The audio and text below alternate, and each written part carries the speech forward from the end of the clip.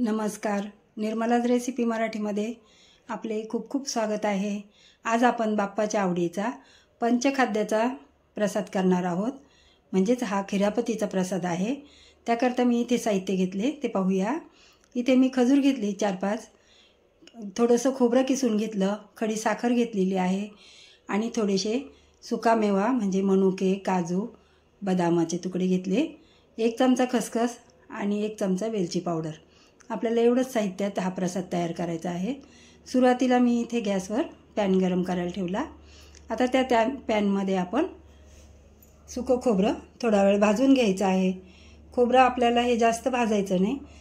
Pan चांगला गरम झाल्यानंतर आपण गॅस बारीक करून कुरकुरीत होईपर्यंत भाजायचं। खोबऱ्याचा बिलकुल रंग बदलू द्यायचा नाही, फक्त थोडंसं कडक होऊ द्यायचं आणि अशा पद्धतीने आपण भाजून घ्यायचं आहे। खोबरं भाजल्याने चवीला अगदी छान लागतं, म्हणून आपल्याला हे भाजून घ्यायचं। आपल्याला नसेल भाजायचं तर कच्चंही ठेवलं तरी चालतं। हे पहा, इथे मी असं छान भाजून घेतलं आणि एका बाउलमध्ये काढून घेतलं।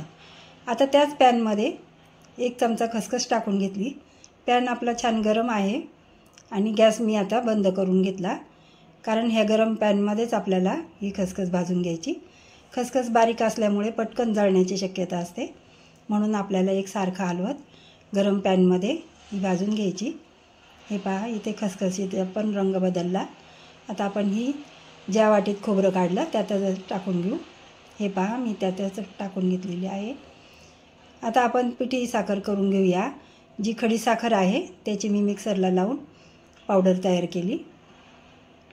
हे पहा, या पद्धतीने दळून घेतलेली आहे। आता ही साखर पण आपण त्यातच टाकून घेऊ।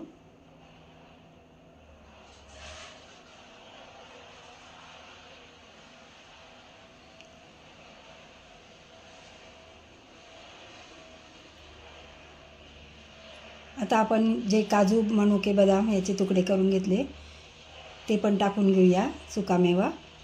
आणि खजूरचे पण मी तुकडे करून घेतले। खजूरचे वरची साल काढून असे बारीक बारीक तुकडे केले। आपण खजूरच्या ऐवजी खारीकसुद्धा वापरू शकता, बारीक तुकडे करून, किंवा मिक्सरला बारीक करून वापरू शकता। 1 चमचा मी वेलची पावडर पण टाकली आहे। वेलची पावडरनी छान चव लागते। आता आपण हे सगळं एकजीव करून घेऊ, छान असं मिक्स करून घेऊया। अगदी झटपट होतं हा प्रसाद आणि आपण हा 10 दिवस वाटू शकतो आरतीला वगैरे आलेल्या मुलांना, माणसांना, सर्वांना असं प्रसाद म्हणून देऊ शकतो।